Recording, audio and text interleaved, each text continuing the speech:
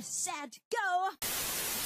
Hello everyone, welcome to the 2017 recap.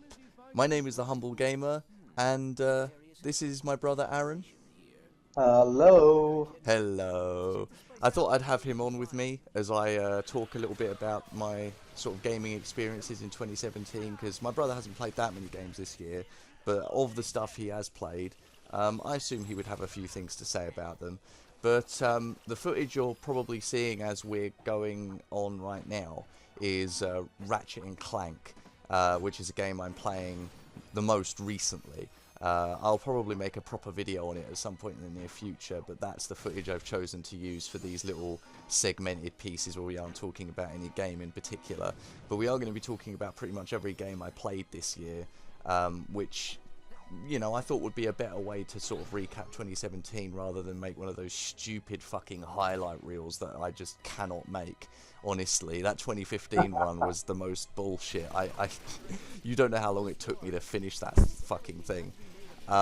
So I think without further delay, we'll jump into the first game, the first major game that I played this year, which is Legend of Zelda Breath of the Wild, which of course is a game me and my brother have both played, so we can both talk about it a little bit.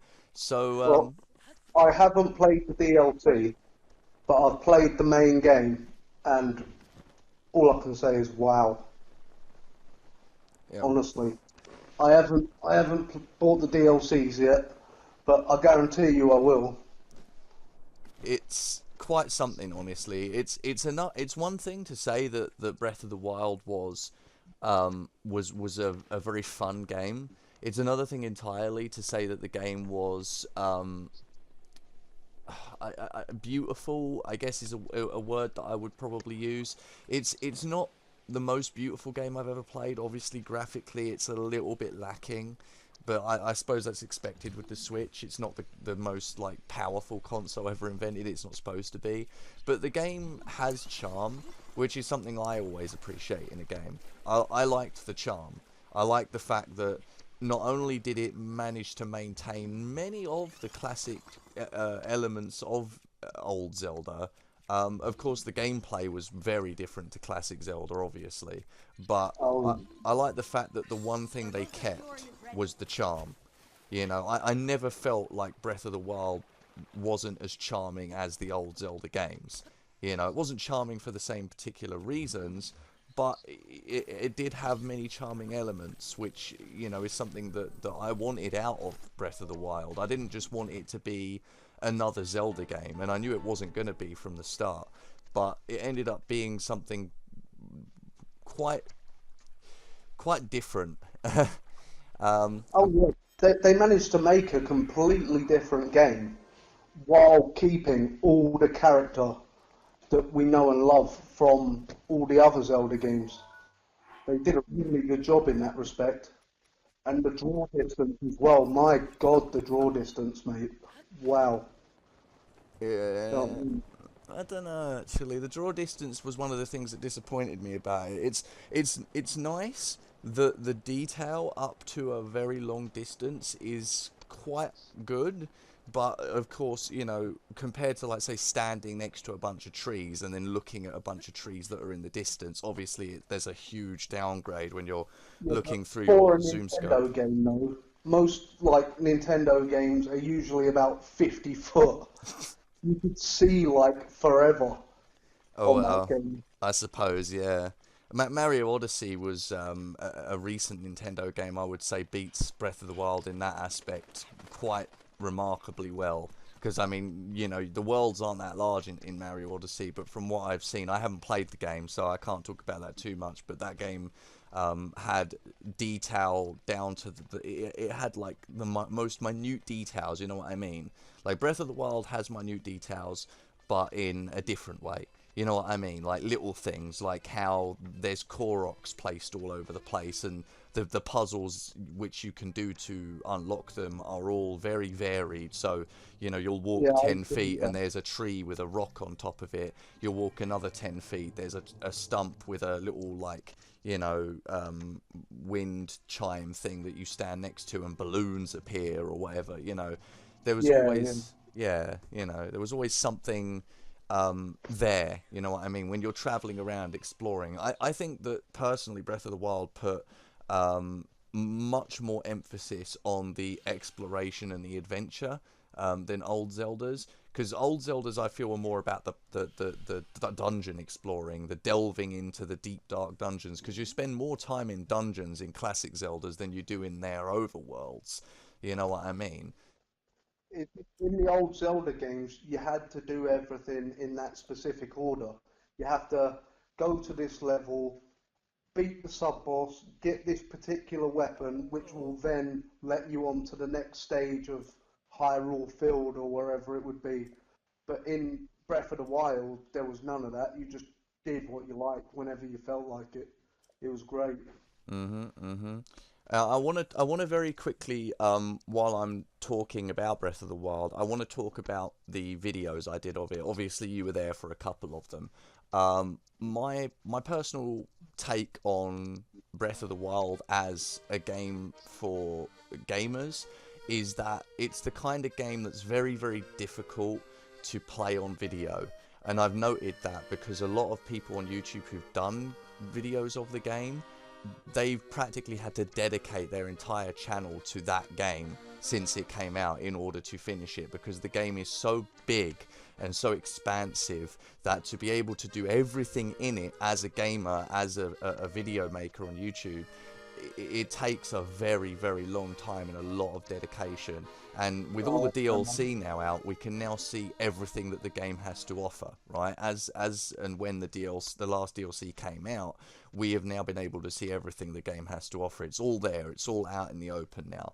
And as the game is now finished, um, I really like it. I really like it. I think it's a really fun experience. Not something you could play twice in a row, I don't think. I think it's a game you have to dedicate yourself to thoroughly until you get everything in it, and then maybe wait a year or two and then do that again. Like with Skyrim, that's the same how I felt with Skyrim. It's a game you sort of dedicate yourself to, do everything you can, and then come back to it a couple years later, you know what I mean? Not to say that that makes it a bad game, it just means it's the kind of game that you can't really play in small intervals. It doesn't really work like that. You have to just dedicate yourself to it, and I think oh that's a yeah, good you have thing. a lot of time to that. Like, I think Breath of the Wild is about 2 months out of the year. Oh It was yeah. just ridiculously long. And then if you're talking about all that extra YouTube stuff, recording, commentary, editing, that's just a ridiculous amount of time. Yeah, it is. It is. One of my favorite things, though, about the YouTube crowd for this game is the fact that even when the game first came out, did you notice how people were straight away doing things like speed running, game breaking, stuff like that? People are always dedicated to this stuff, and I Yeah. love some of the game breaking that people could do in that game. I'm serious. Some of the shit I watched people do is remarkable. There are people who found huge, massive shortcuts in the game to doing shrines and dungeons, and people who found ways to speedrun the game, you know, and I mean speedrun it in a full sense, not like just running straight to Ganon, which you could do anyway. That isn't a game breaking thing, that's something they built into the game. If you want, you can go straight to Ganon, and if you manage to get up to the top of the castle to where Ganon is, you have to fight all four of the blights, and then Ganon appears. That's how it That's ridiculous. works. Yeah. That would be fucking hard, man. Oh, trust me, it's I've seen people do it, and it is pretty fucking Especially, hard. especially what's his name? I think it's Thunderblight, the one that shifts from left to right. Like that is, oh, that's ruthless, man. I think that might have been one of my worst bosses in the game, honestly, when I was playing through it, was Thunderblight, because the way that, I didn't know how to beat him. I remember I had to look up how to beat him because I didn't get it. Like he was throwing down the sort of pillars that the lightning hits, and you're supposed to pick those pillars up and put them close to him, and that hits him with the lightning and knocks him over so you can hit him. And there was lots of little things like that I didn't get on my first playthrough. Like when I first fought when I first did the Zora boss, what is it called? Oh, the Zora boss. The Zora dungeon. What is it called? That's Varadania, isn't it? I thought that was the Goron one. It's really fucking difficult to pinpoint that one, mate. Well, you know the one I'm talking about, and I'm sure Yeah. people watching will know the one I'm talking about. That one in particular. I remember that was one of the first ones that I did, right? Because I'll tell you right now, okay? I'll tell you, I can still remember exactly what I did after my last episode recording on Breath of the Wild before I decided to scrap it, and the next video I did was like the one where we were at the end of the game. The first thing I remember doing was Zora's. I went straight to the Zoras after I had finished recording and started the Zora quest line.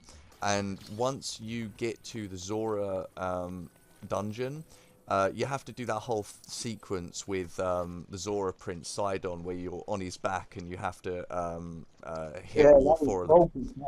I remember that. Yeah, well, the thing that I didn't know at first when fighting that was that you can activate your freeze ability. You know, you can make blocks of ice on water, and you can use that to actually break all the shit he throws at you.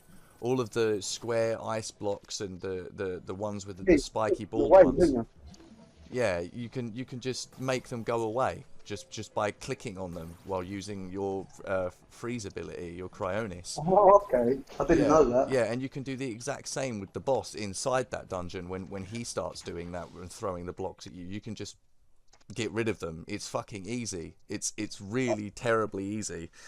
I've heard people complaining about how hard the bosses are, but I'll be honest with you, by that point in the game, I'd already unlocked Tarrytown, and I had so much inventory that I had more than enough rupees to just buy cheap arrows and just piss all over the bosses with arrows.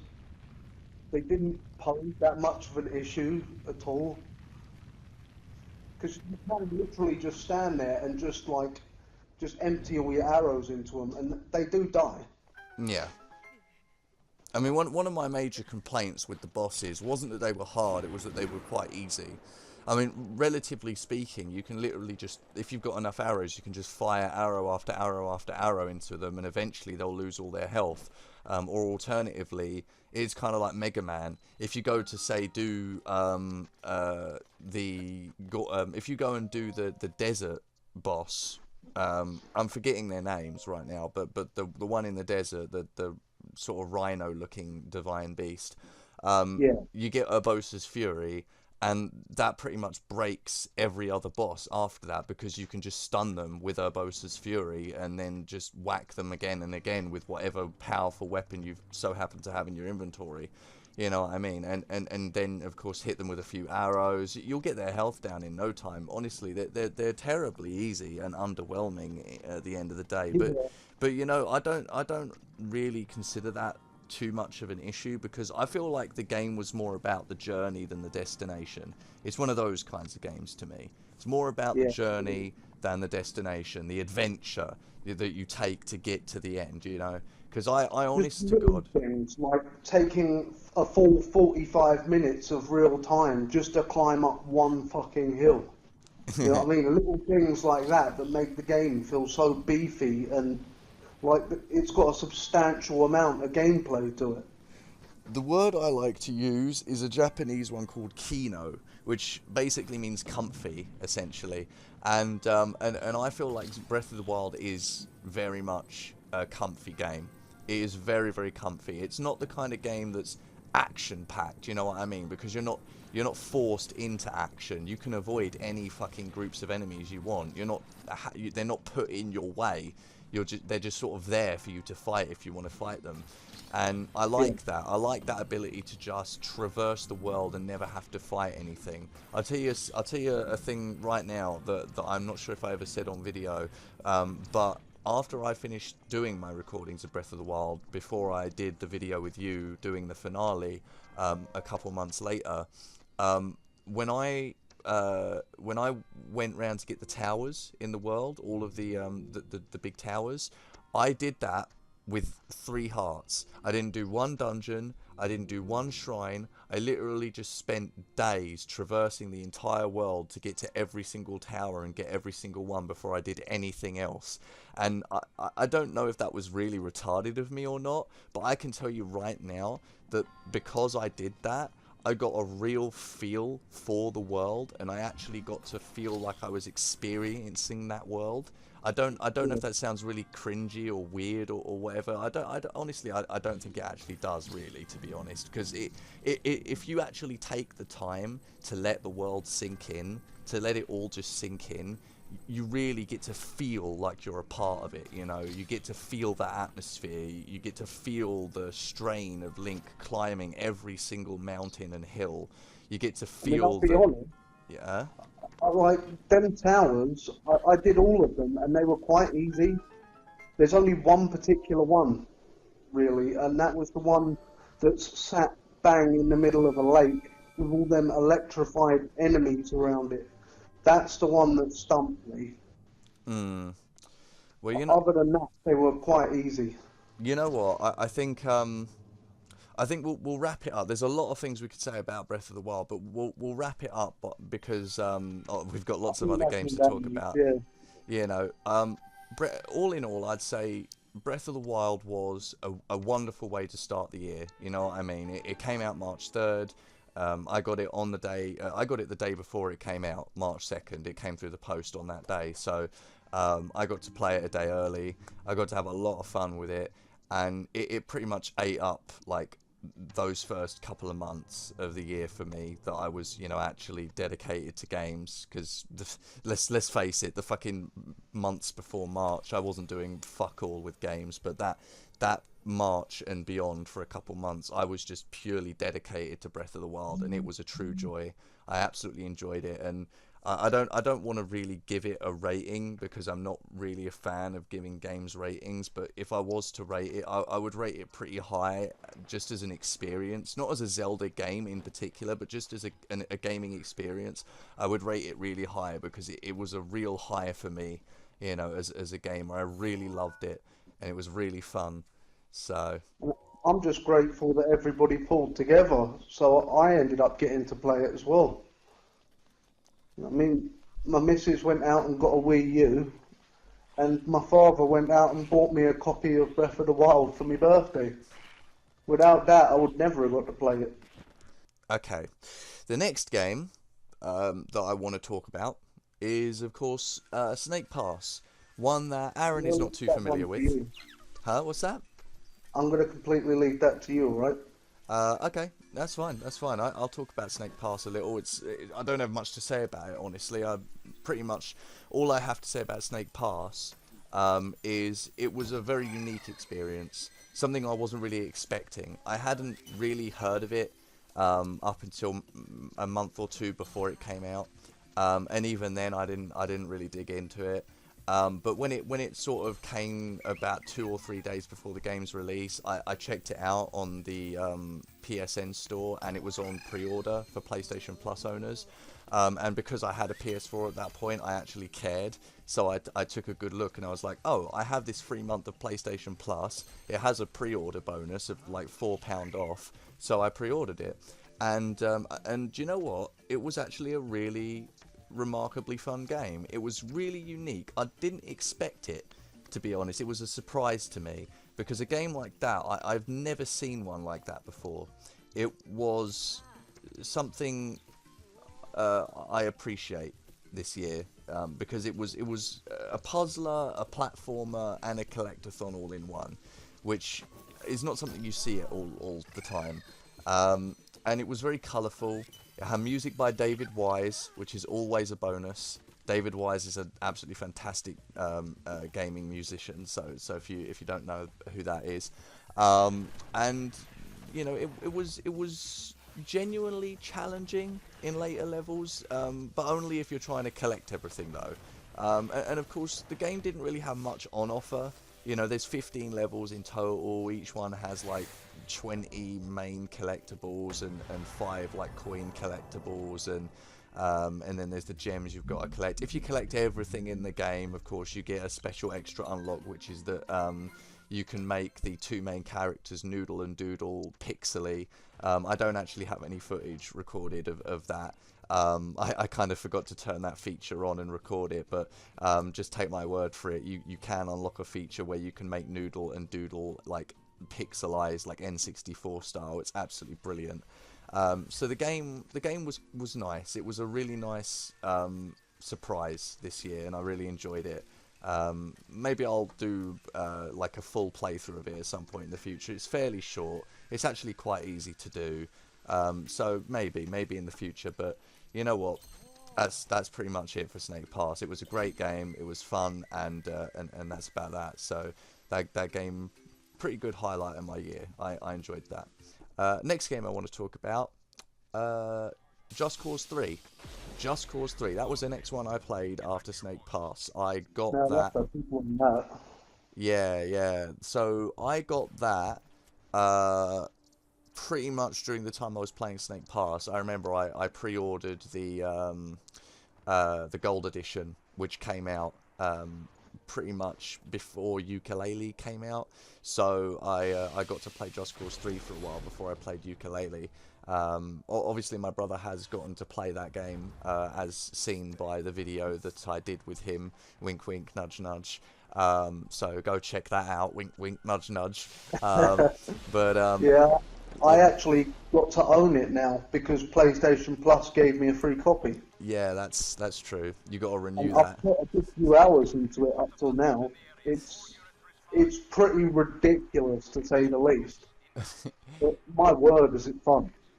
I think that's the best word to describe that game, honestly. It's fun. Really, really fun. I was really disappointed. Ridiculous fun. Huh? Ridiculous fun. Yeah.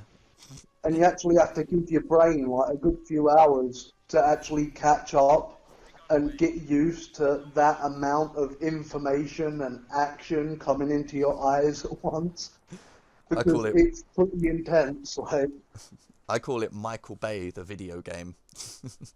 oh yeah, No, it's got a lot of at least explosions. Michael Bay level. Yeah. I have to say, Just Cause 3 was again a good highlight of my year. Most of these games on the list today are pretty much highlights this year. They were all fantastic in their own way.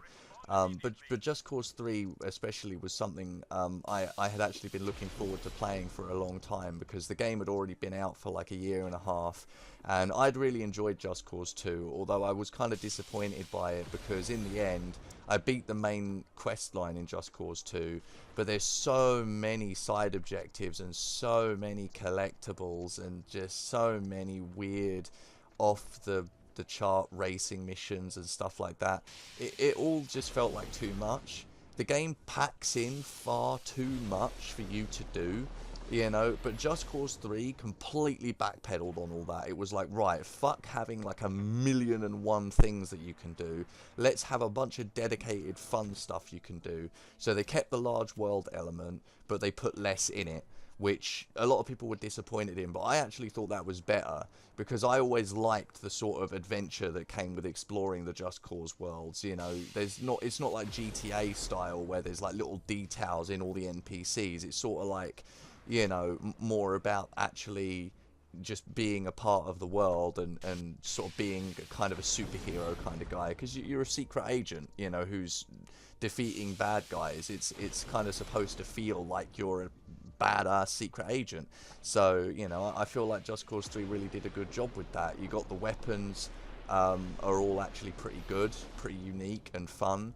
And each one has its own positives and negatives to using it. You know, there's pistols, there's shotguns, there's assault rifles, submachine guns. There's bazookas, obviously. There's like weird scientific menagerie guns, like a lightning gun and stuff like that. You know, there was always cool like guns in Just Cause 2 as well. But I'm just saying, Just Cause 3 keeps that. The story was cheesy, just as Just Cause stories always are.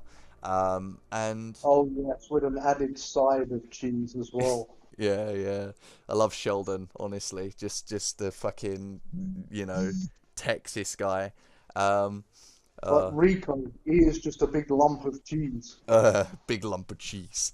Um, but you know what? The action in it is what always attracted people, I think. And I think with Just Cause 3, they did a magnificent job of upping the ante with the action. I mean, in the first fucking 10 minutes of the game, you get to parachute. No, hold on. I remember. In the first like 20 minutes of the game, first of all, you're on a plane shooting bazookas at the ground below. Then you're diving off that plane and parachuting, and then killing a bunch of dudes with that guy who you meet, who's your childhood friend or whatever. And then you end up in a fucking tank and a helicopter, and then you get to blow up a bridge. And it's like, okay, this is a great first 30 minutes to this game. Brilliant. Oh yeah, literally from installing the game, you've got about 5 minutes before the game just turns totally ridiculous, and you're like one man taking out like 6 tanks. It's mental. It is fantastic, and it was so fun to play all the way through. I beat the whole game. I did every mission available, collected every collectible. I did everything, and you know, I played Just Cause 2 myself, and literally everything bad that I could say about Just Cause 2 just wasn't there in number 3. yeah, I agree. I totally And agree. that's why I enjoyed it so much. Number 2, I played it for about 3 hours, and it just became so overbearing with how much you got to collect and how many extra side missions and all this stuff. I just lost interest. I just gave up on it. I never even played the second one to the end, but the third one, I just can't stop playing it. It just looks beautiful, the way everything destroys, like the destruction physics, the fire even, everything's just wow. Mm, you Like, how is there a fucking game on a console that can do this? You talk about the fucking render distance in Breath of the Wild earlier. Fucking the render distance in Just Cause 3 is phenomenal. Absolutely Yeah, in phenomenal. it. In the footage I actually recorded for this video, there's a clip where I'm standing on a mountain looking into the distance and looking at the airship, which is part of one of the DLC. And just looking at that airship, I don't know if I'll use that clip here as I'm talking, but that fucking airship is so ridiculously detailed for how far away it is in the world itself. But you can go there. That's one of the magnificent things about Just Cause 3. You can go anywhere. Anywhere. It doesn't matter if the part of the land that you're on is like owned by the enemy or whatever. You can legitimately go anywhere. Yeah, it's harder to, be around an area where it's controlled by enemies, but it's so nice that you can just go anywhere and liberate any town you want at any fucking point in any order. It's so nice, and all the missions in Just Cause 3 are so much nicer than the ones in Just Cause 2 because the physics were tightened. In Just Cause 2, the physics for racing mini games were just so like loose and didn't feel right. Racing felt horrible in that game. In Just Cause 3, racing actually feels good. It feels good to race around these random tracks in the land. It's so good. You know, Oh, Just Cause 3, yeah? Was there any need for the size of that skybox? Oh my you god, can go like, so high up, can't you? that's ridiculous, man. Uh, And the draw distance, like you said, like even from up there, it's just ridiculous. I don't know how they got the PlayStation 4 to do that, but they did.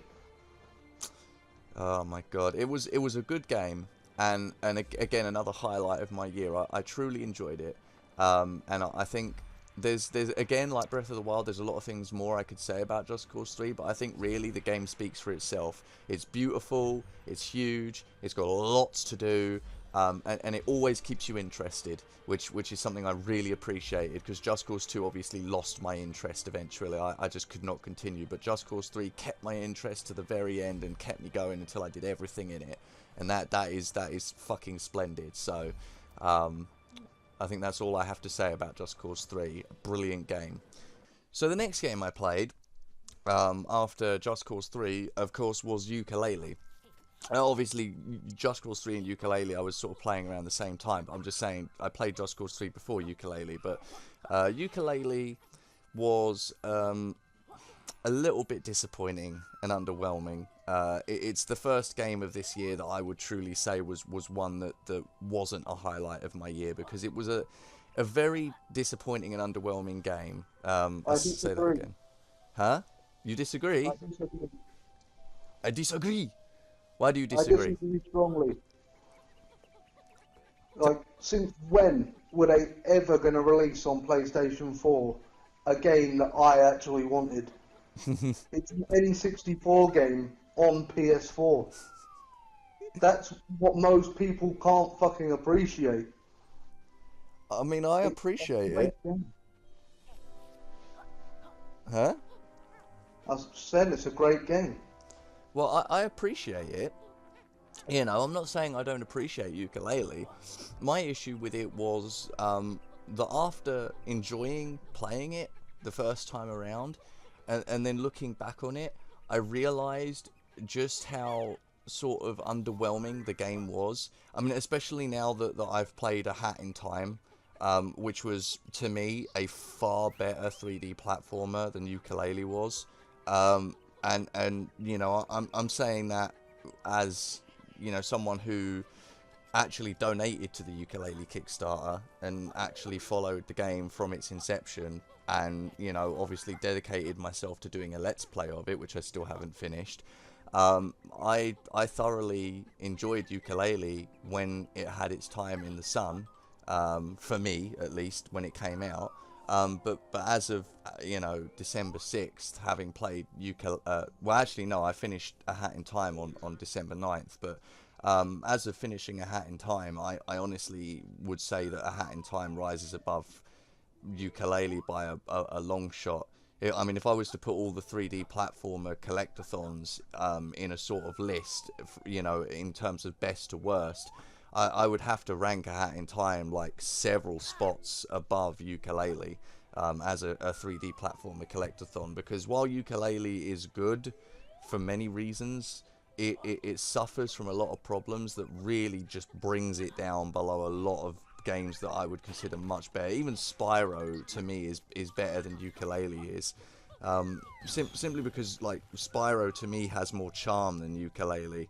Yooka-Laylee has its charm, but it doesn't have anywhere near as much as It sort of a feels game like like it's Spyro. trying to have charm. Yeah, yeah. Um, so Yooka-Laylee was a little bit disappointing. I enjoyed it. I still like it. You know, I don't actually like despise it or anything like some people do, but it very much disappointed me. And I can only hope that in the future, if Playtonic makes another Yooka-Laylee or another collectathon, like 3D platformer, I only hope that when they do that, that they take all of the feedback and fix all of the problems that were so clearly there in Yooka-Laylee. I'm still looking forward to the many features that they actually said they were going to put in the game, like the 64-bit and the extra DLC and stuff like that. Also Oh the god, it's been so long since they announced that, I forgot about it. Yeah, and the developers' commentary and everything as well. This was all stuff that was promised in the Kickstarter that they haven't done, and we can only assume it was because they were so focused on getting the Switch port finished. So let's just hope, fingers crossed, that 2018 will be a little calmer of a year for Playtonic, and they can put 2017 behind them and put some serious focus into moving forward as a company. I can only hope the best for them. But that's about really it for Yooka-Laylee. I am let's playing it as of currently, so there's not much I can really say about it that wouldn't be too spoilerish for my channel and what's coming up on that game in the future. So that game is fun, but it's not as fun as A Hat in Time, which we'll talk about later. Next game I played was Little Nightmares. Little Nightmares. Little Nightmares is a horror game which I had never played before. I'd never played a real horror game thoroughly and fully experienced one. So Little Nightmares was a first for me. And of course, the first time I actually played it was with you at your house. Yeah. And we did a It is video. that ridiculously effective as well, and it's pretty strong with its imagery. You're more familiar with horror games than I am.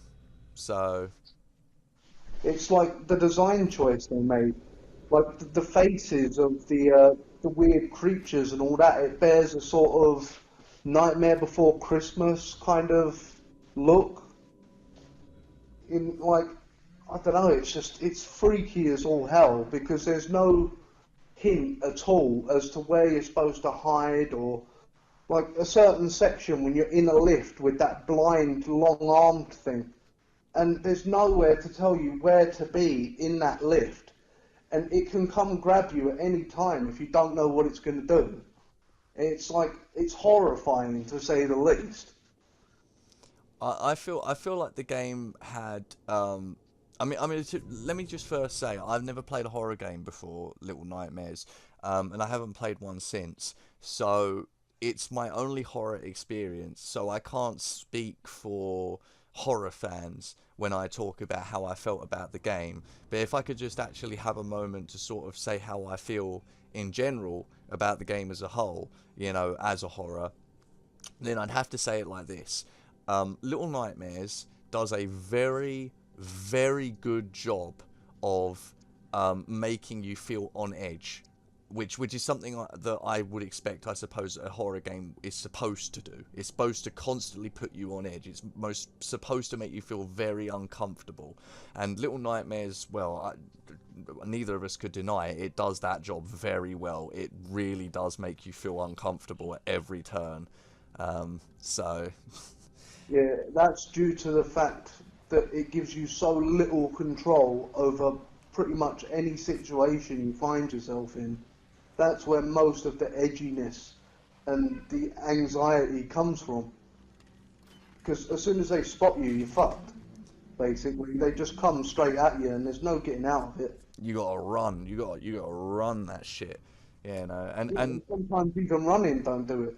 Sometimes, like, they're faster than you, or sometimes there's nowhere to hide. yeah, It's it's all done that about. way deliberately. It removes pretty much 95% of your control over the situation, and it makes you freak out.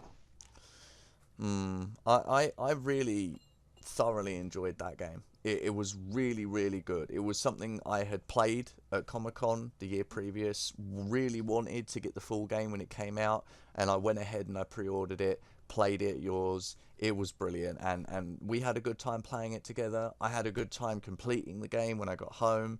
I've played the DLC as well as they've come out, and all in all, it's an absolutely fantastic game. I don't know if I'd ever play any other horror games after having played Little Nightmares. I suppose some people would say, well, if you've played Little Nightmares, you'd like this horror game or that horror game. But it's like I've never really been a big fan of horror. I mean, my brother would back me up on that. I've never liked horror movies or TV shows or anything like that. I'm a big fucking scaredy puss. So, but Yeah, yellow chicken. yeah, exactly. So I'm not the biggest fan of horror, but Little Nightmares was an absolutely amazing game, and it really drew me in and really scared me, which is what it's supposed to do. And I mean, there's lots of questions to answer in terms of the story of that game, but if you read up on the lore of it, you'll find that the game is much creepier under the surface than it seems.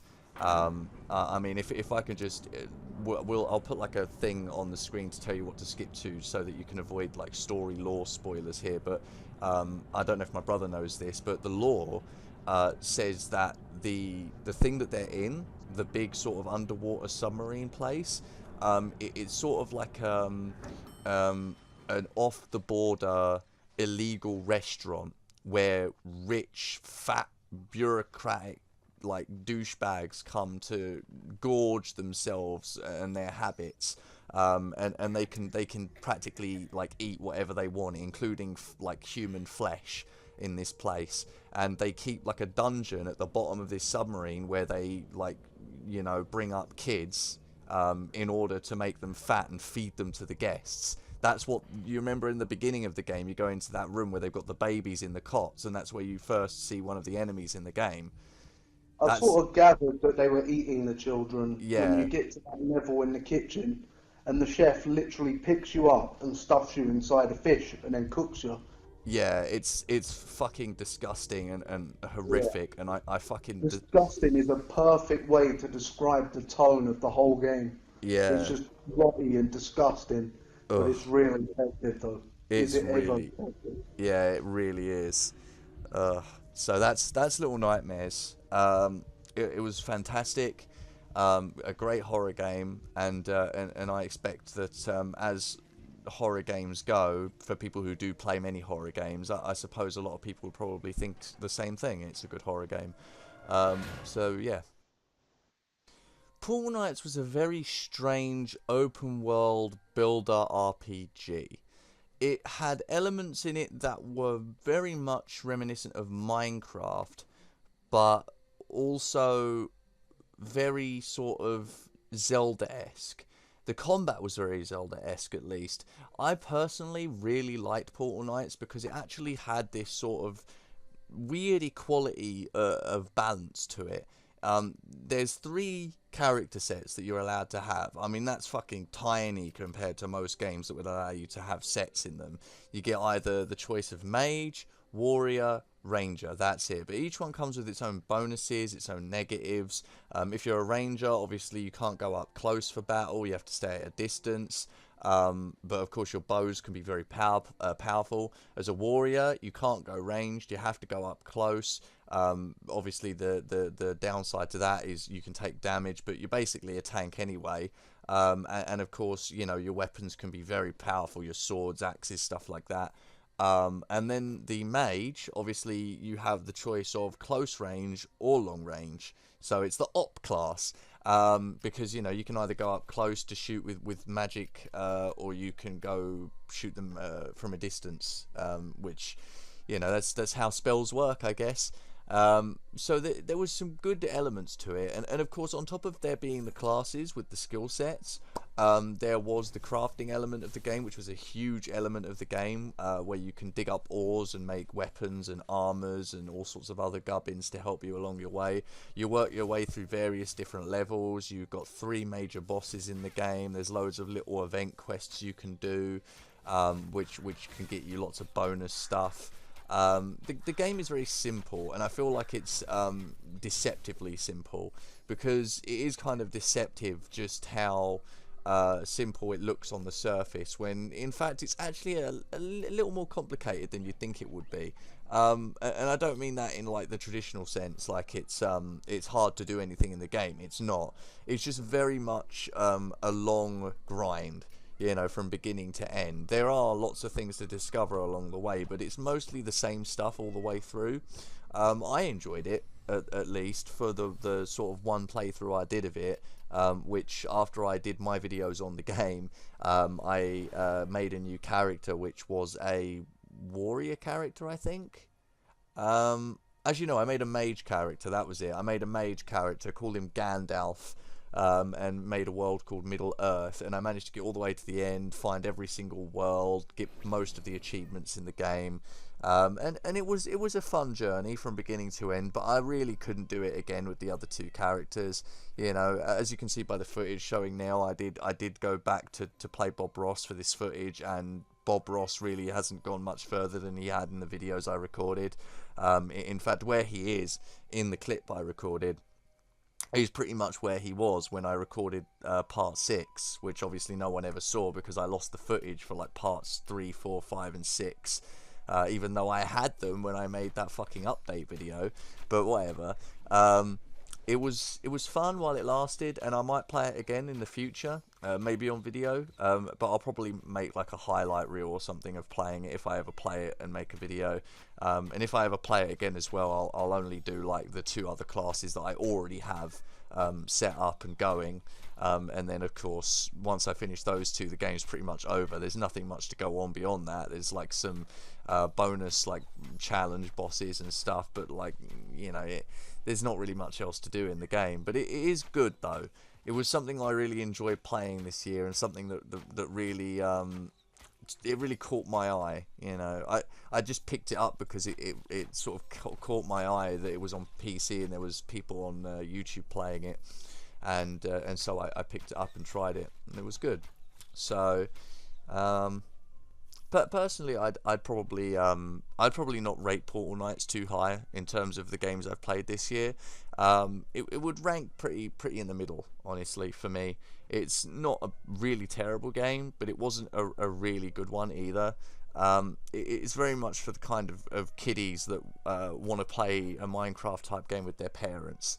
You know, if you're a kid, or if you're a parent who has a kid who enjoys Minecraft, but you know obviously would still enjoy elements of RPG combat fighting from other games like Zelda, then I think you'd be able to really have a good time with your kid playing Portal Knights. You know, you can set up a world, couple characters, go in co-op, and you know go through and like do dungeon crawling together. You know, it's a very easy game for kids to get into. So, Portal Knights, good game. It was a good game. It was actually quite fun. So there we go. So Fallout 4. Fallout 4 was another disappointment this year, even more than Yooka-Laylee, in fact. I played Fallout 3 last year in October. My brother obviously knows this, but I really didn't like Fallout 4. It was quite. I don't know how to explain my opinion on it because I really wanted to enjoy it. I started the game up live streaming, obviously. I said I was going to take 2 months away from YouTube, ended up taking a month away and then streaming for about a month and a half before I like properly came back. And the game I decided to stream was Fallout 4. And, you know, it just it didn't grab me. You know, it's really really hard to say because I know a lot of people do like Fallout 4, but it just did not grab me. You know, I kept trying to sort of convince myself that the game would get better and that there would be things happening that would make me want to carry on playing. But like after playing like 18 hours of the game, I just I just sort of gave up trying. You know, I kept coming back. Like I kept taking a break for a few days and then coming back and then taking a break and coming back. And after like racking up about, the 18 hours, I just gave up. I was like, you know what, I can't be bothered with this. I'm going to try something else instead that might actually be fun for me. It was just the same with me, really. I mean, I adored Fallout 3. Hated, absolutely hated New Vegas. Fallout 4, on the other hand, I don't know, it was like there was too much in it that just should not have been there at all. Especially that settlement builder. Like, what was the point of that? But They wanted the Minecraft audience. I just don't think I was too affected by it though, because I didn't actually build any settlements. I played the rest of the game instead.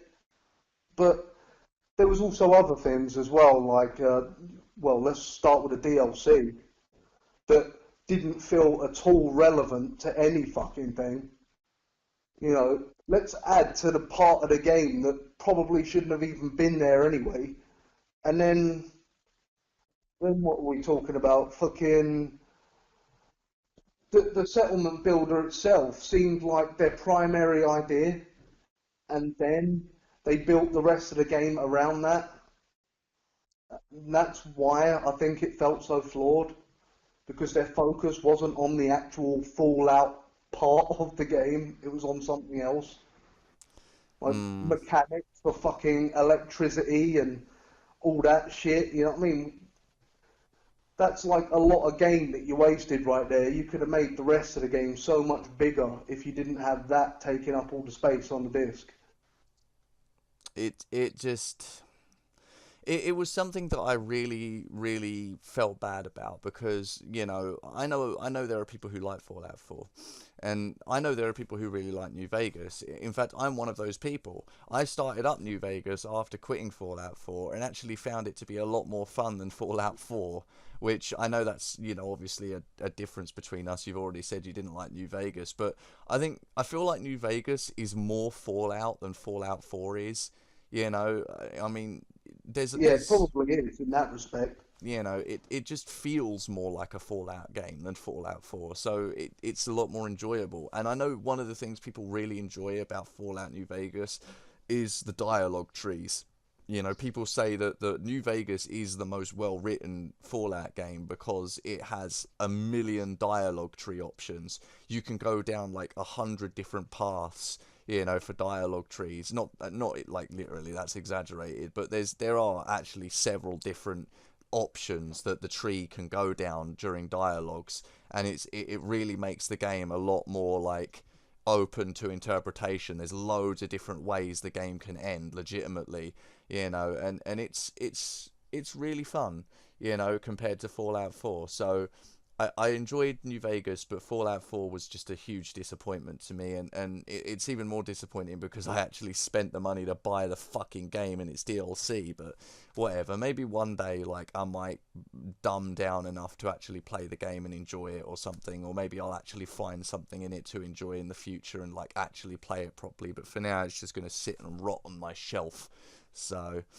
Fair play. Like, I mean, I personally enjoyed Fallout 4 more than New Vegas. I That's mean, fair enough, mate. how are you going to follow your success of Fallout 3 with New Vegas and literally start by taking all my freedom away? It was ridiculous. I hated it. The next game along is Crash, as I've actually bracketed off everything else around it. Do you want to talk about I'll Crash, or tone shall I down the bracket that one? hate. What? I'll tone down the hate. So you played Crash then? I did play it, yeah, I've played all of them. Okay, we'll talk about Crash then. Alright. So, Crash Insane Trilogy was,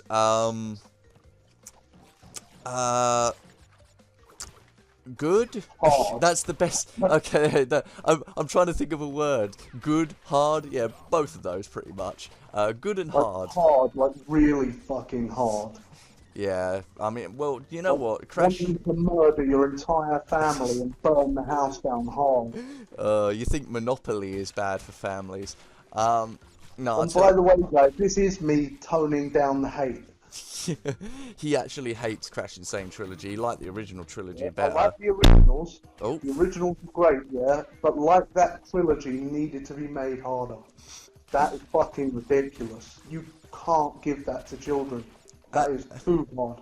as remakes go, because I don't actually have that much to say about Crash, if I'm completely honest. I only played Crash 1 on the Insane Trilogy this year. I haven't had time to play the other two. But as remakes go, I feel like Crash Insane Trilogy was a fantastic remake. It is a great update to a fantastic classic trilogy of games. It does a very good job of keeping the elements that were fun about them, except for the controls. I mean, everybody complained about the controls being a little more sort of heavy in the Insane Trilogy, which they actually were by a teeny amount. The fact that they updated the engine for number 1 and 2 to number 3's original engine obviously made the physics a little bit slightly different, which for people who are used to the original trilogy and played them to death, obviously wasn't a good thing. A lot of people complained because they were just struggling with, you know, judging jumps. That they didn't actually alter the size of the levels to match with the new engine. That's true. You know, And they so also changed... ledges. Yeah, and they also changed the hitboxes. They also changed the hitboxes, which pissed a lot of people off. That was one of the big complaints I heard about it, was that people were pissed off with the hitboxes being too small. Like, for example, that really fucked up bridge level in the first game that everybody complained about. It was one of the first things people complained about. People complained about it because the hitboxes on the turtles, when you knock them on their back to jump on them, is smaller than in the original PS1 version. And because of the heavy physics on the character as well, sometimes when you jump off those turtles, it doesn't register that you've pressed the button to jump higher in the air, so you end up missing a jump. And that's so annoying. Like, it really is. And it annoyed me too, but I understand it. I understand why it's like that. You've just got to get used to the new physics and the new controls. If you're a classic player, then you just have to do that. There's no other way around it. They can't just make the controls the exact same as the PS1 versions. But once people got used to those controls, I feel like people really started to appreciate the game, because as time went on, I noted that people actually did really start to have fun with Crash, and really did start to enjoy playing through it. Until the DLC came out for it, of course, and people got to play the hardest unused levels ever created for the game, which I just avoided playing completely, because fuck that. Seriously. Oh, Stormy Ascent. Yeah, Stormy Ascent. That was brutal. That But like, fucking level, holy shit. I've seen people play it. obviously, though, that game. I mean, I know how much I don't like it now, but when I actually first turned it on, I was so devastated by how hard it is, because it actually does look so good. But you can't get anywhere on it. It's that difficult. I literally played it for hours and I got nowhere. It's a skill level that is just way above mine by far. Like, Hmm. I don't know what to say about it. You know what I mean? I was absolutely gutted by that because it was just something that I really wanted to see all the way through to the end. And it's not a possibility. The difficulty spikes are absolutely immense. Maybe one day you'll get good and actually be able to do it. Yeah, that term just does not apply on that game. Trust me. There is no get good on that. Well, you know what? Crash was great. It wasn't the easiest game, but you know what? Compared to Cuphead, I think that game was pretty much a breeze. So, yeah, Crash, a good game. I've only played number 1, but I will eventually get to number 2 and 3 as well. It's just I need to get through other games first. But there you go. That's Just to let Crash. you know, I didn't kill my family or burn my house down. I traded the game in instead. Unbox was another game this year that really surprised me, honestly. It was something that sort of jumped out at me when I was at Comic-Con one time. I think it was actually 2016, to be honest, but doesn't really matter at the end of the day. I was at Comic-Con when I found out about it, and I played the sort of, I think it was the hub I played. I can't really remember exactly what part of the game I played when I sat down at their stall, but I got to play for about half an hour, and I just sort of fell in love with the sort of platforming and the sort of style that the game had going for it. And also the collecting as well. I'm a fucking stickler for collectibles, so I really just fell in love with it straight away. And when I asked them about it, they said it was on PC, and I couldn't play it. So I said, is it coming to console? And they said yes. And I said, when? And they said, probably next year. And I said, oh.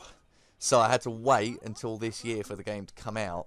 But when it did, though, I already had a pre-order down. They actually, there was a special edition release for it, which was the Signature Edition on the Signature Edition website, and I decided to get that version instead of the normal PS4 version. So I actually have the Signature Edition version of the game, with all the little bits and pieces with it as well, including the soundtrack.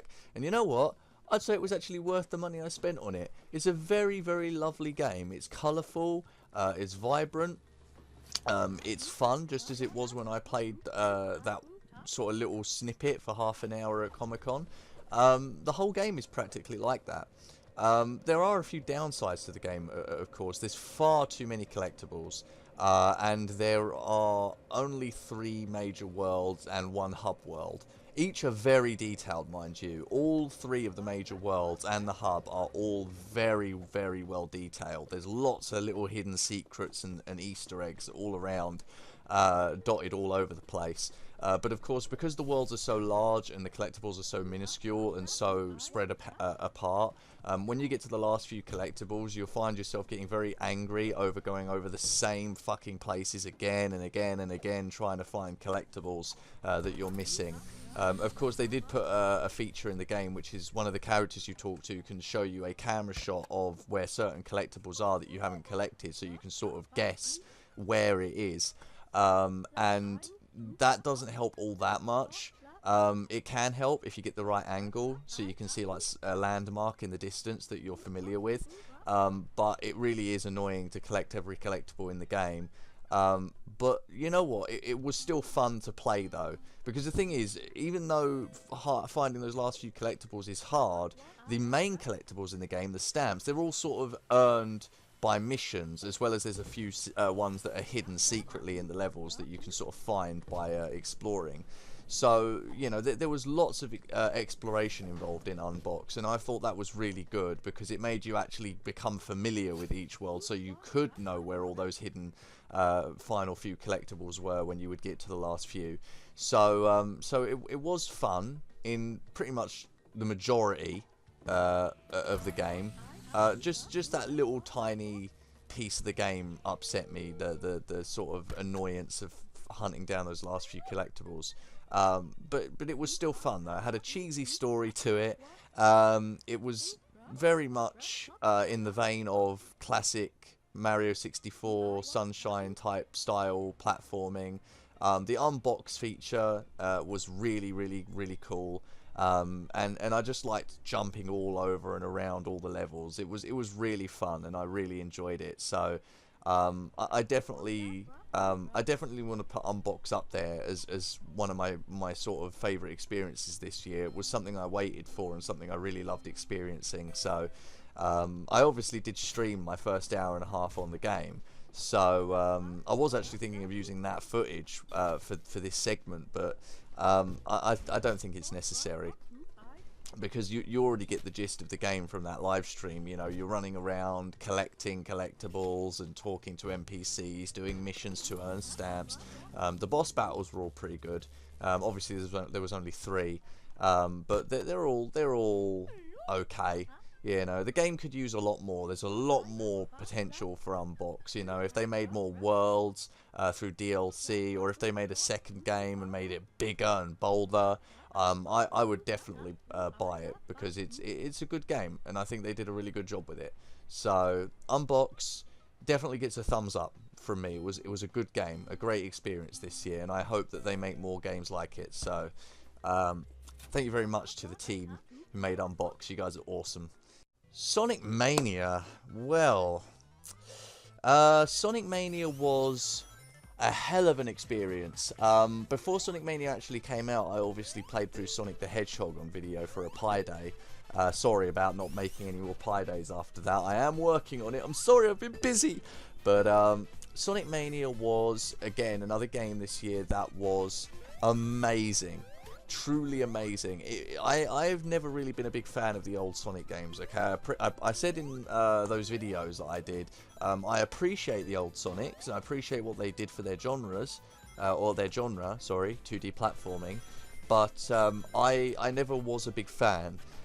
So sort of coming back to Sonic before Mania came out and playing through the original Sonic trilogy, Sonic 1, Sonic 2, Sonic and Knuckles, those games were very good, more better than I thought they were when I was younger, because I always thought the Sonic games were kind of hard, you know, but they're not actually as hard as you'd think they are.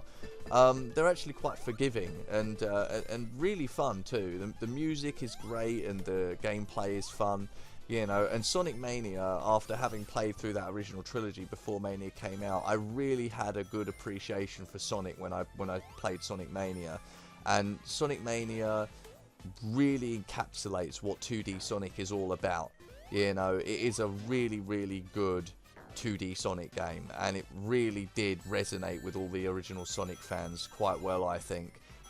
There were the many that did complain about elements of Sonic Mania, but I think most people did really like Sonic Mania and really thought it was better than what Sonic Forces came to be.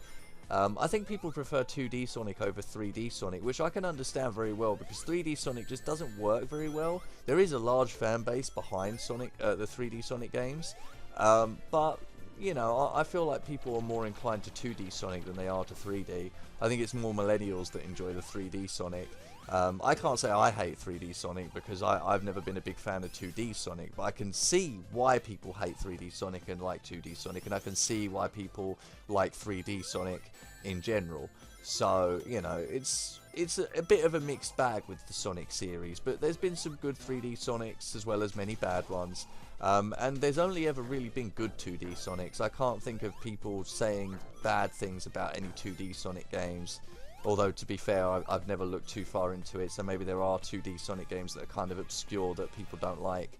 But you know, I enjoyed Sonic Mania, and I thought it was absolutely amazing from beginning to end. I really enjoyed it.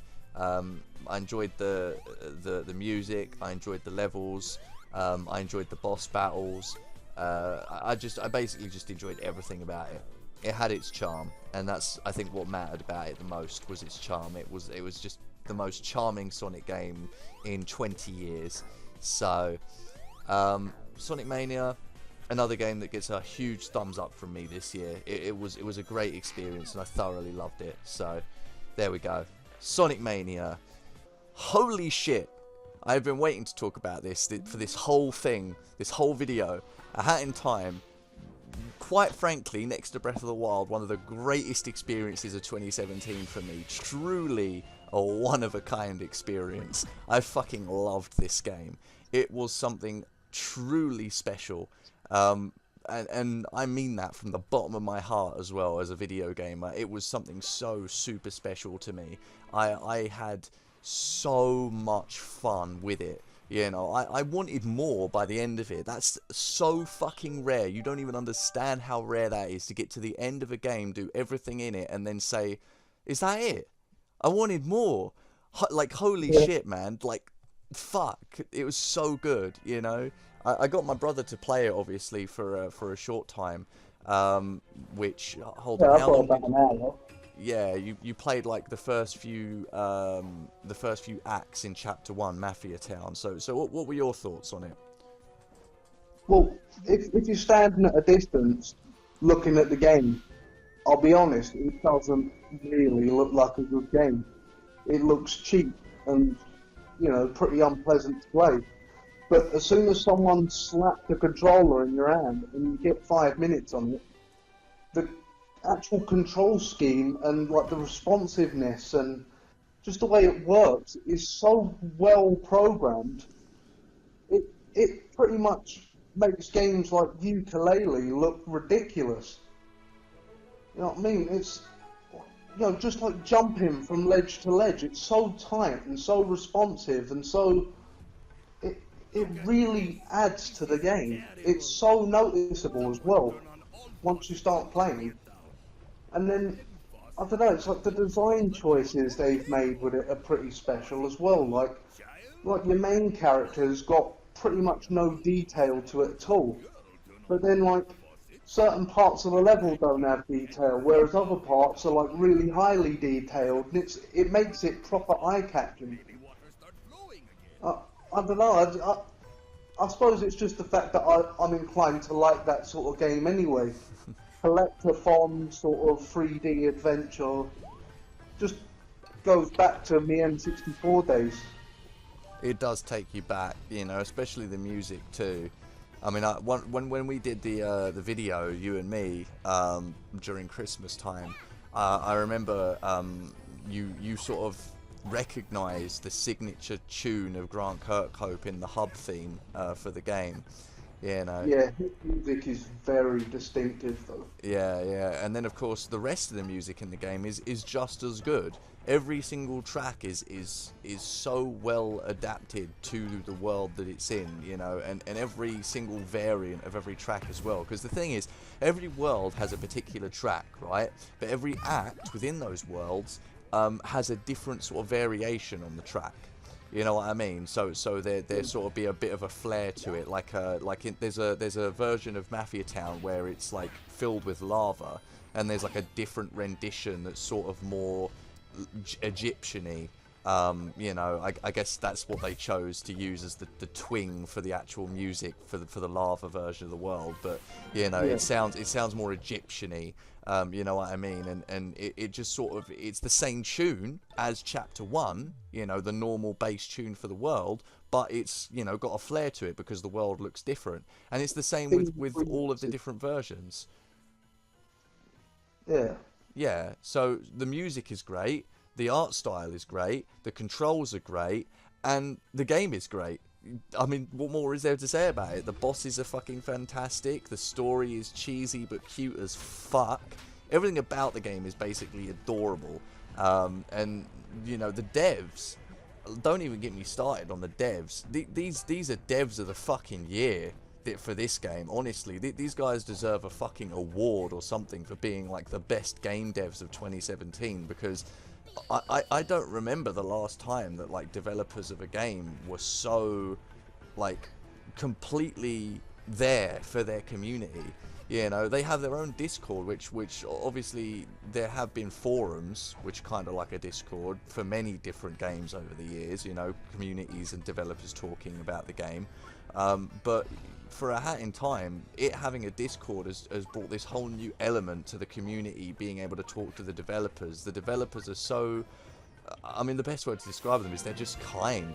They're very, very kind. You know, they're very direct contact all the time. yeah, they're very open to conversation and feedback, and you know, they're always appreciative of their fans, and are always thanking them, as well as fans are always going in the Discord to thank them as well. I can't tell you how many people I've seen join the Discord since I joined a couple months back, and have just sort of written paragraphs in the there's like a special chat for people giving feedback, and they say, you know, thank you for this game. This game has been an amazing experience. Like loads of stuff like that.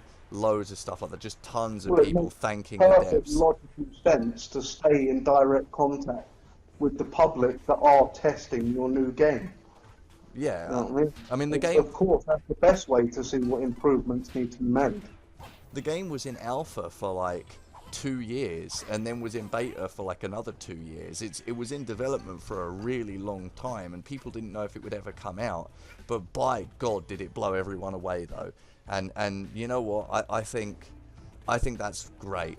I think in a year where we've had microtransaction drama, loot box drama, you know, just studios getting shut down, the death of series like Mass Effect, you know, like there's loads of bad shit that's gone on this year in video gaming. But for the sort of year to sort of come to an end with A Hat in Time being this big, amazing, bold project that has actually worked and come through better than it started as, I'm astounded, absolutely astounded, and I love the developers, I love the community around it, and I love the game, and I really hope that the developers continue to make games, because if they continue to make games like A Hat in Time, I will be always willing to give them my money.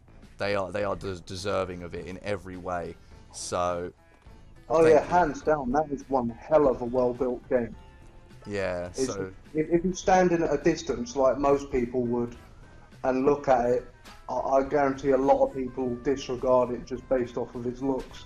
But when you actually play it for like barely any time at all, you realise just how well programmed that actually is.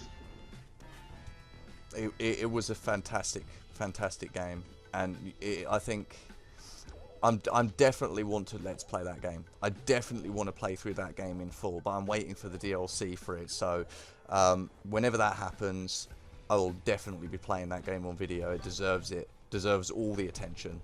Skyrim Remastered. What is there to say about Skyrim Remastered? It is Skyrim, but remastered. I mean, the official. A lot you're going to say about Skyrim that they don't already know. I know. Because they haven't so much as added anything as sort of redrawn the entire game and given it a performance upgrade. It's basically just a graphically upgraded Skyrim, and it has mod support, which, you know, there aren't the greatest mods on the console, but they are fun, some of them. There's some good stuff on there.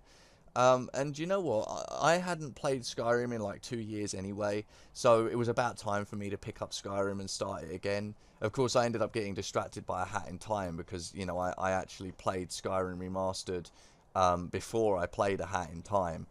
It was the game I played up until the game actually came out, which, you know, it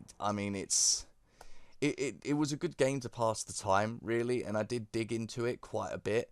But obviously, because I've already played Skyrim twice before, I wasn't really like prepared to just sort of dedicate myself to playing it all the way through. It was just sort of more of a waste time thing.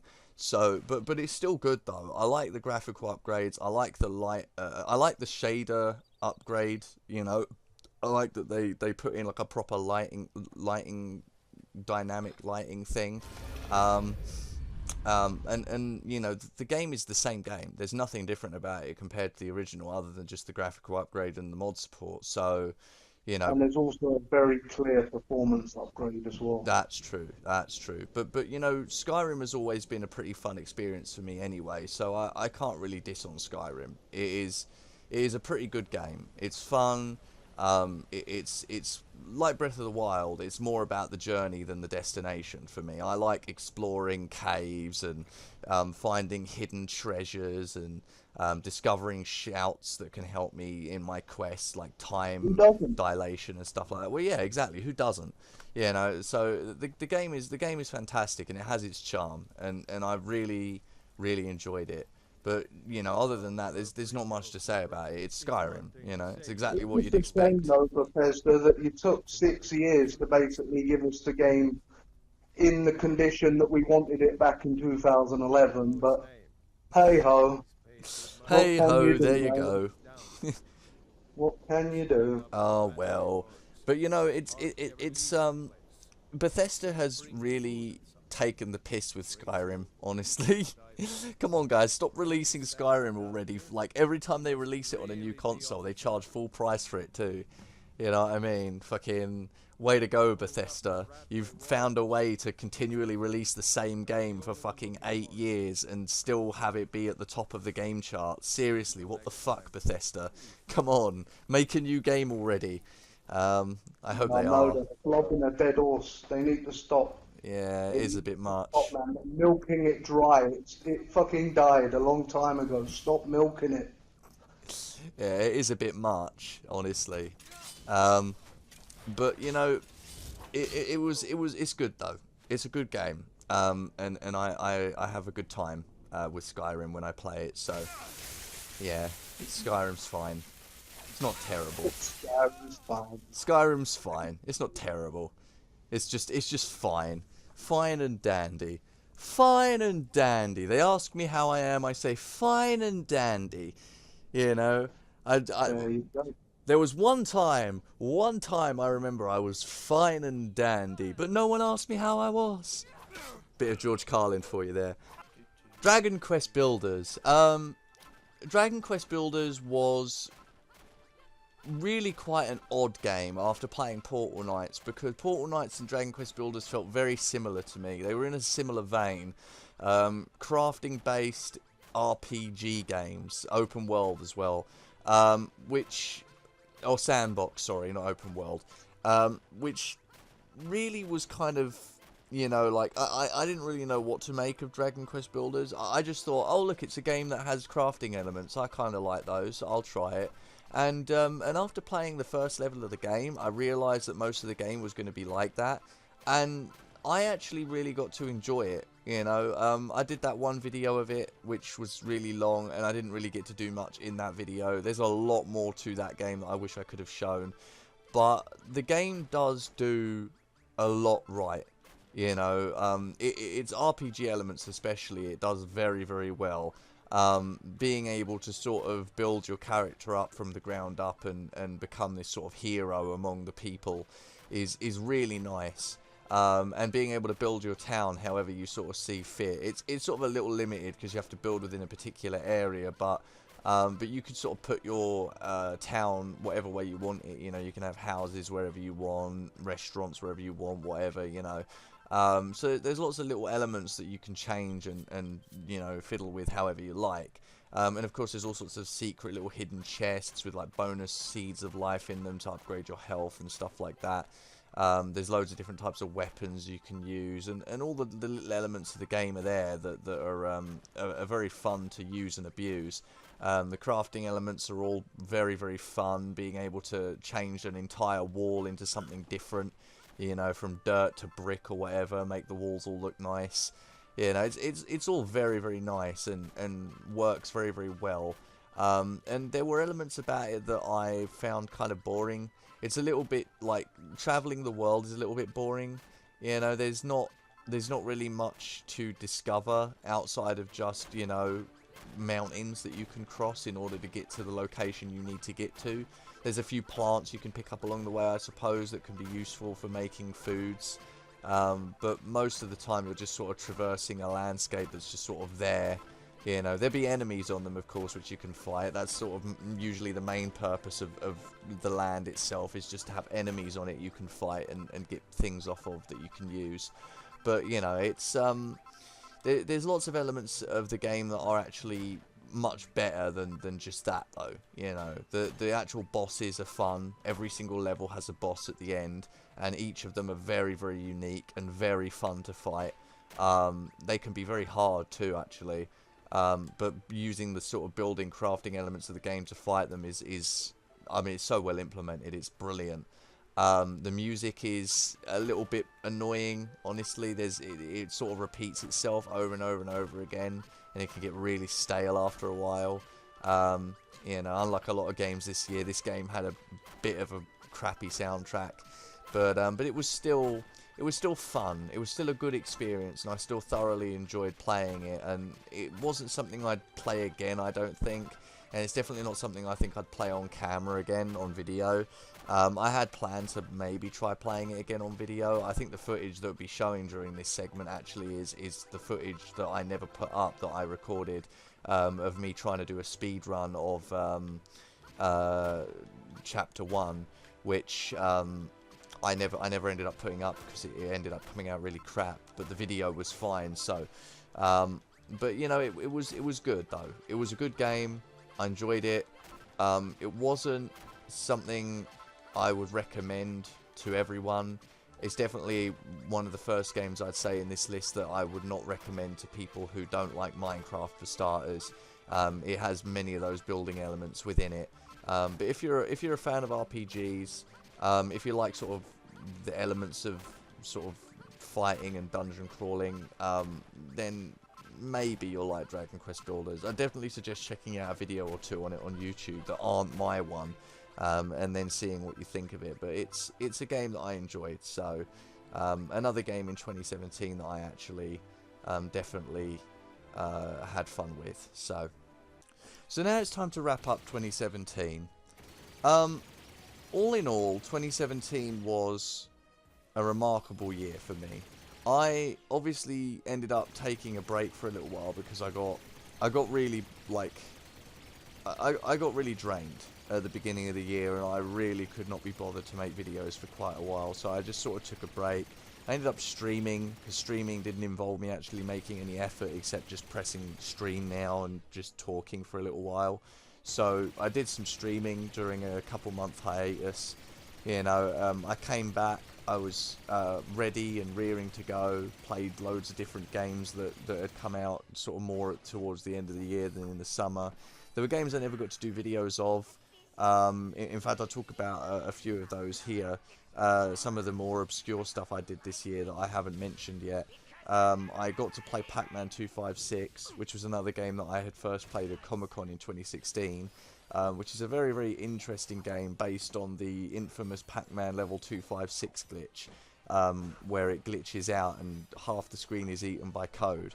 And they decided to turn that into a whole game, like a whole Pac-Man game, where the whole idea is you're sort of running away from the bottom of the screen where like a glitchy, pixely, codey mess is chasing after you.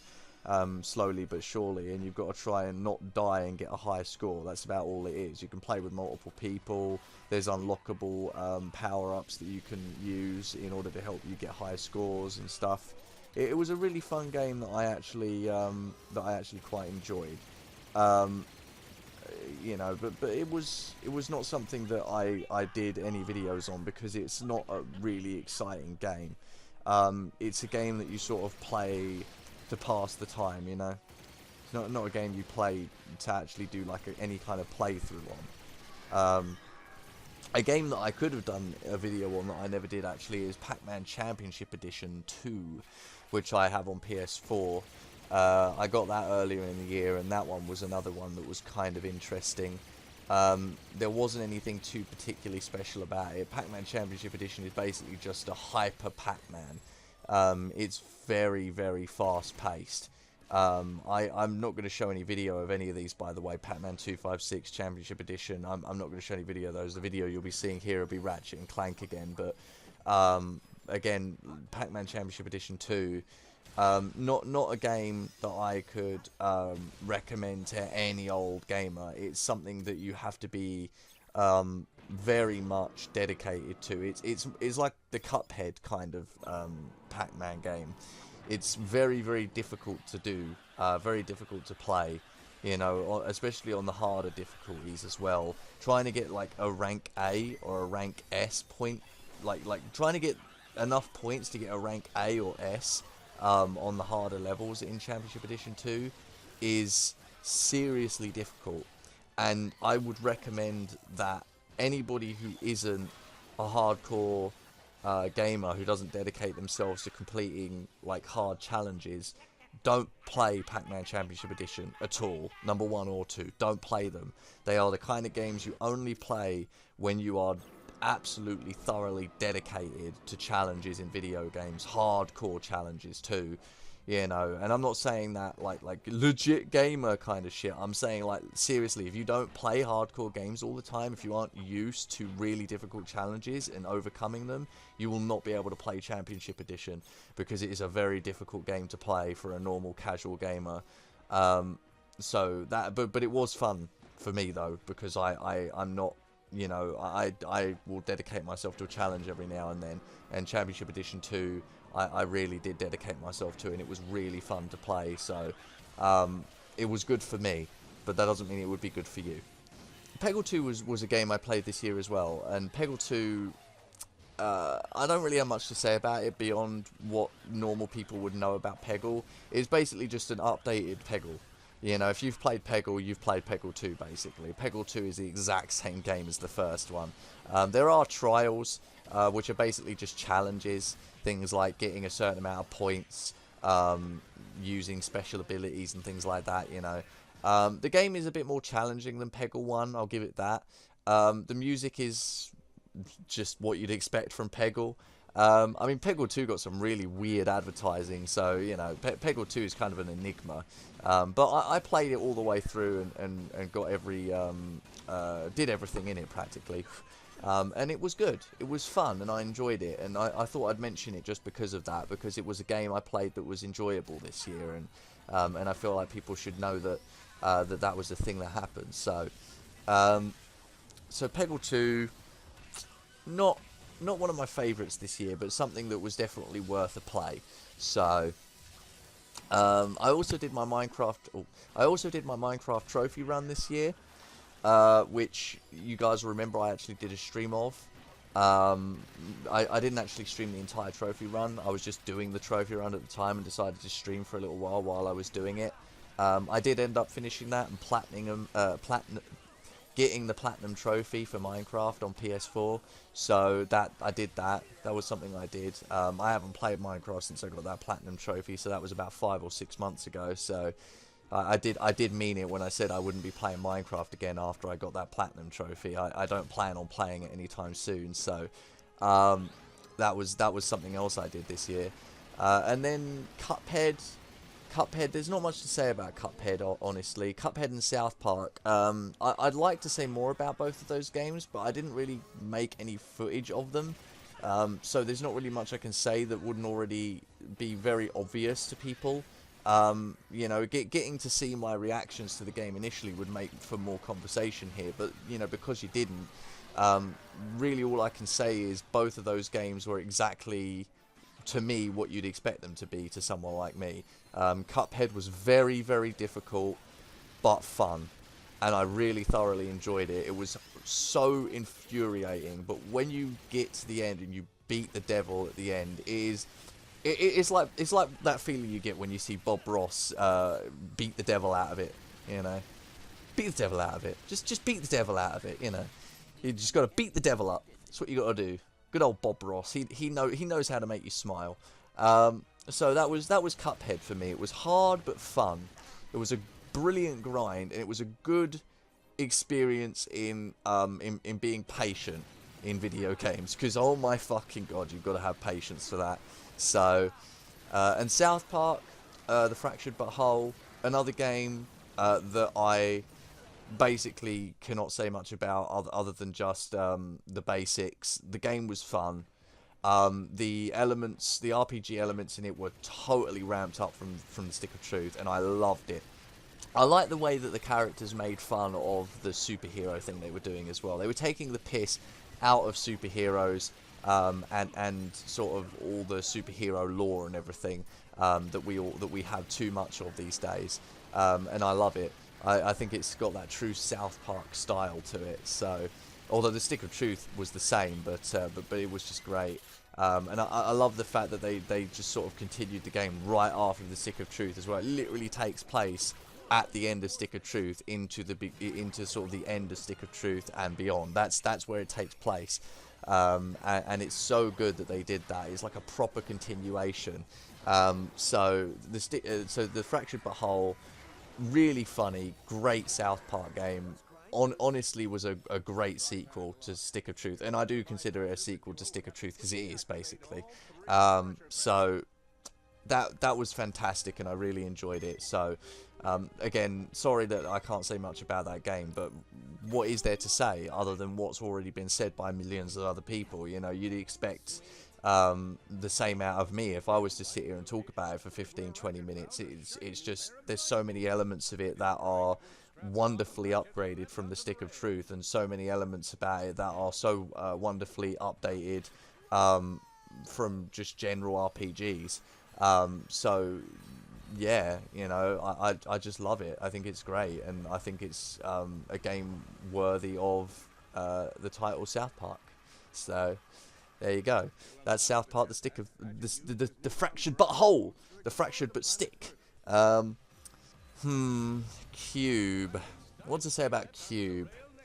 I didn't do any videos of Q.U.B.E, but Q.U.B.E was a game that I played in the sort of midst between sort of when I took a break from YouTube and when I started doing the Fallout 4 streams, and it was interesting. I'd already done videos on Q.U.B.E on PC years ago. I don't know if anybody remembers my videos of that game, but I did 2 videos of it, and I actually quit at the end of my second video. There was like a speed up at the end of it, and I was like, well, I quit. And well, after actually getting the game on PS4 and playing it through thoroughly, I did everything in the game. I got every single trophy and played through the whole thing, did everything. It was really, really fun. The puzzles in it were actually quite challenging. They were head turners, and I really had a lot of fun solving all of them. The story was actually quite enthralling from beginning to end. I wanted to know what the hell was going on the whole game. You know, you've got this guy telling you that you're being lied to, and you're wondering like, who the fuck's telling the truth? And then you get to the end and it's like, well, that's kind of sad but also kind of cool. You know, but I think I might actually do videos on that game at some point in future again and actually play it properly, because it really is a good game and it's worth the attention. So I did have a good time with that game. So yeah. Q.U.B.E has quite a few good challenge modes as well, actually. There's obviously there's a big challenge menu with like loads of custom levels that you can sort of speed through, and there's like little secrets to cut your time in half, make you jump further, and make time slow down, stuff like that. And you can get like bronze, silver, or gold times. And as you sort of unlock bronze, silver, and gold medal times, you can unlock other challenge levels to do, and those were all really fun to finish. I had a lot of good fun with those after I'd finished the main game. So the game's pretty small, but for its price, I think it's actually worth the time and effort to put into it. It's really good, really fun. So I'd definitely recommend giving the game a try if you liked, say, Portal or Portal 2. So there's another game for you that was good this year that I played. So that's that, I think. for all the sort of random extra things I did this year, there really wasn't that much I did outside of what I've already spoken about, to be honest. I really dedicated myself to all the games that I listed today. I was so dedicated to all of them, and still am in the cases of some of them, like Skyrim Remastered and I mean, well, actually, there aren't any others, to be honest. I've finished all the... Well, Crash, actually. Crash is another one. But, you know, I think 2017 was a great year for video games, personally. I don't know about everybody else. I know there's lots of people who complain about this year and complain about many elements of this year being really shit in video gaming. Loot boxes, microtransactions, all that kind of thing. But for me, personally, in my little cubby hole of the internet here, you know, here on my channel, I've had a great time this year. There's been some great games, there's been some disappointing games, there's been some great drama, there's been some funny stuff. There's been all sorts of great things this year, and I'm really looking forward to what 2018 has to offer. I feel like 2018 is going to be a good year for gaming. I feel like there'll be a lot more good stuff to come in the future. I'm gonna wrap up here, I think, because I don't want to carry on for too long. This video is probably going to come to like almost an hour and a half, maybe like between an hour to an hour and a half. But I want to say thank you to anybody who stuck with me, not just through this fucking podcasty video thing, but I want to thank anybody who stuck with me on this channel, whether since the beginning or just sort of randomly joining in. I have no idea who you are, but thank you if you do stick around. Even to the people who I actually know who subscribe to my channel, people who are friends with me and stuff like that. Thank you guys, because honestly, I don't do this stuff for anybody but myself. But when people actually decide to press the sub button, it's basically like someone is saying, I support what you're doing. I support what you do. I support your love and affection, even if you don't have the greatest way of showing it. You know, even if you're sometimes a bit boring and a little bit bland compared to other more enthusiastic YouTubers, you know, I still want to show support by pressing the sub button. And that's what I feel like whenever someone presses the sub button. I feel like you're supporting me. You're saying, you know, this content, you know, is great because you like doing it, you know. And I think that's really, really nice. So carry on, you know, just sort of being there as a subscriber, whether you watch my videos or not. Just don't unsub. Just, you know, if you like the affection that I've got for video games and you like that I, you know, I'm so passionate about this stuff, then just stay subbed and let it be. And I'm just going to carry on doing this because it's a great hobby for me, and it's a great way for me to express my love for games, and a great way for me to occupy my time when I have free time.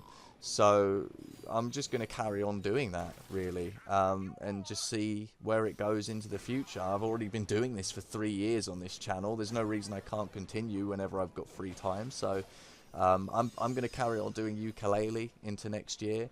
I want to do a Hat in Time, of course. I'm not sure what's going to happen with Breath of the Wild. I keep going on and off the idea of just cancelling it. I might do some random videos of it throughout the year, I don't know, but I've got more priorities, bigger priorities than that. Like, I want to do the Pi Day videos. There's more gaming shenanigans to do. I've got lots of games on the list that I need to buy coming out next year. Games that I've gotten at the end of this year that I haven't gotten to do videos of yet. Oh, I might do Ratchet and Clank as well. Ratchet and Clank, obviously, footage you'll be seeing now. It's actually quite a simple game, quite easy to play, and really short. So I might do a playthrough of that game next year too. I'm not sure, but yeah, there's lots and lots of stuff that needs to be done, and lots of time to do it in. So thank you for a wonderful 2017, and thank gaming for a wonderful 2017. It's been great. Thank you for watching all of this, if you did, and I will see you guys in 2018. Thank you, and I'll see you later. Hey, hey, my heart's beating when I'm hanging out with you. Why does my heart ache when I hear you feel the same way too? Just like a Sunday, it's sweet every time I teach you something new. Is this by chance or fate when it's just me and you? Don't get the wrong idea. When we touch, it'll never be enough. Is it way too much if you had to choose just one of us?